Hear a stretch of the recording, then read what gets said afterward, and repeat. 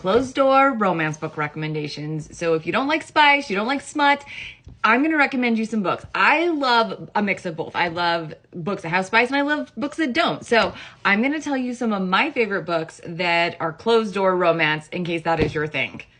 We're going to start with The Bodyguard by Katherine Center. This is an adult romance.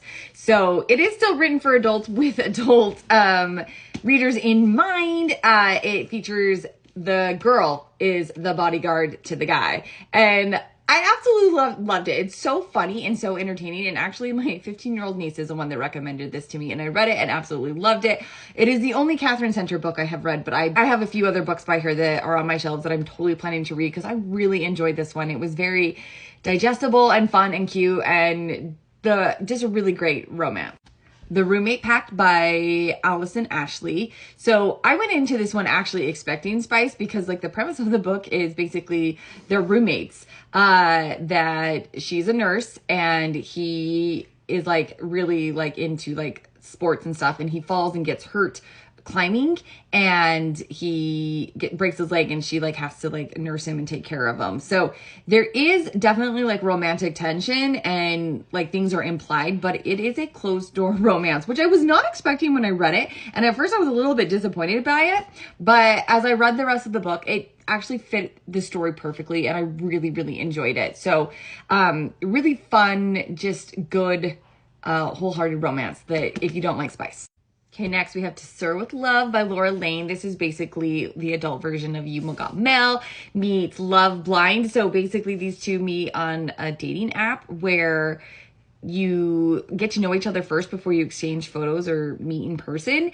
And so she's talking to this man that she's met online and she's totally falling for him. And in real life, she has taken over her late father's champagne shop and it is slowly failing because of another big corporate shop that has opened up and they want to buy her out to turn the shop into a parking garage. And the guy that runs it is like super infuriating and it's like the whole grumpy sunshine thing. And of course, you know, it's You've Got Mail. So you know who the guy is. Anyway, it's so cute and so fun. And I absolutely loved everything about the book. And I cannot recommend it. I've actually had I've recommended it to tons of friends in my real life and lots of people have read it and loved it.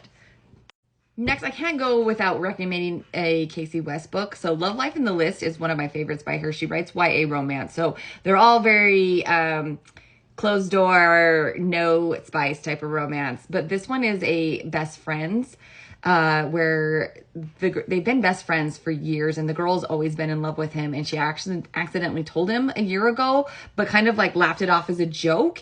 And ever since it's just been kind of like, she's just in this like perpetual, like doesn't know what to do because she told him and he didn't like respond. So she laughed it off and now she's still in love with him, but it's so cute and so heartbreaking and so well done. And I loved it. I loved this. I've read it multiple times. I've cried, I've laughed, I've swooned, and it's amazing.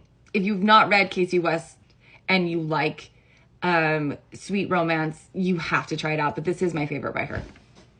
Okay, we have Far From Normal by Becky Wallace. This is also a YA romance, and it features a girl who gets like a dream summer internship where she goes to a marketing agency and her task is to try and help repair the reputation of a famous soccer player who's like, he's a teen heartthrob, of course, and he's so cute. And the way they meet is seriously the most hilarious meet cute ever. Like my all-time favorite. So I definitely recommend this one. And it's like super trim and short, but just really sweet and fun and an easy read.